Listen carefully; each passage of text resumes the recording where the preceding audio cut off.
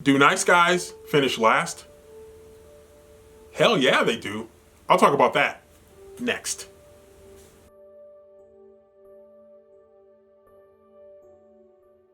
So, there's an old saying that nice guys finish last, and for many of you, it's a point of humor for a lot of people in joking that nice guys finish last when it comes to dating opportunities, dating successes, and dating failures.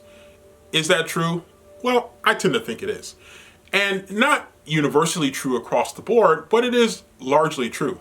And I've talked to many women in the past about this type of thing, even if not necessarily directly discussing it as a good guy versus bad guy, or good guy versus not so good guy. But many times you'll see that what it really comes down to is that looks are the important factor for many people, male or female. It comes down largely to looks. Looks are like the key to opening the front door. You don't know what's on the other side of that door, but looks are the key that allows you to get in through the front door. And then what you do on the other side of the door, that's up to you, and that remains to be determined at a later date.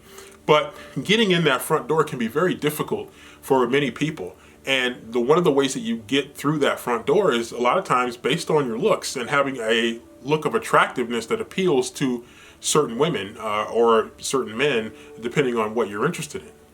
And opening that door gives you that opportunity. But if you don't have the looks that some people are looking for, then that makes it awful difficult. That makes it increasingly difficult to be able to get through that front door, to be able to expose what you have to offer beyond the looks to someone that you're interested in. And so therein lies the challenge, because many of us really are superficial, at least in the very beginning, in terms of finding what is physically attractive to us and then using that as a starting point toward other things that may find us interested or that may have us become more interested. But getting past that initial attraction or non-attraction, that's the front porch, that's the front door.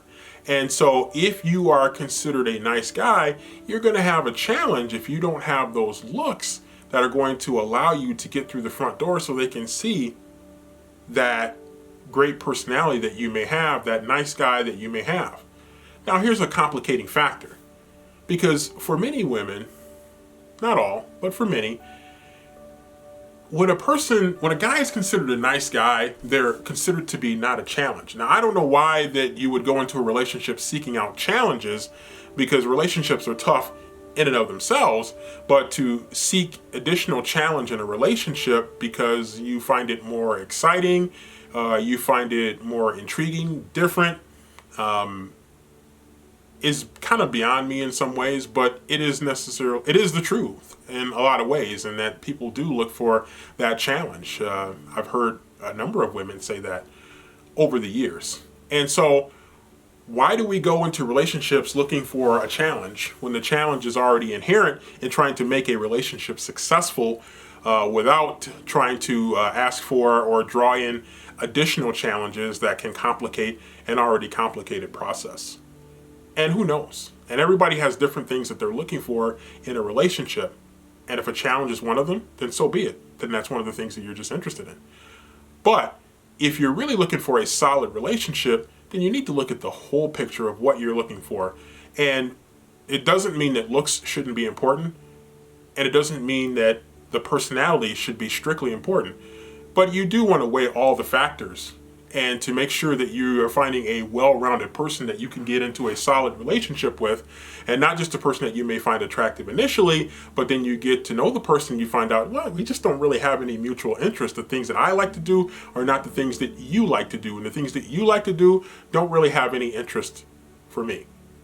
And in many cases, once you get past that initial attraction and you start to dig a little bit deeper to find out, well, what do we really have in common? What would we do when we have free time together, when we're spending time together? And if we don't have mutual interest, then we're probably not always going to have a lot of fun together. And so finding that person that has the mutual interests is great. That's going to help you have a strong foundation for a good relationship. But also, it's important that you do have someone that you are attracted to, because that's something that's very difficult to fake.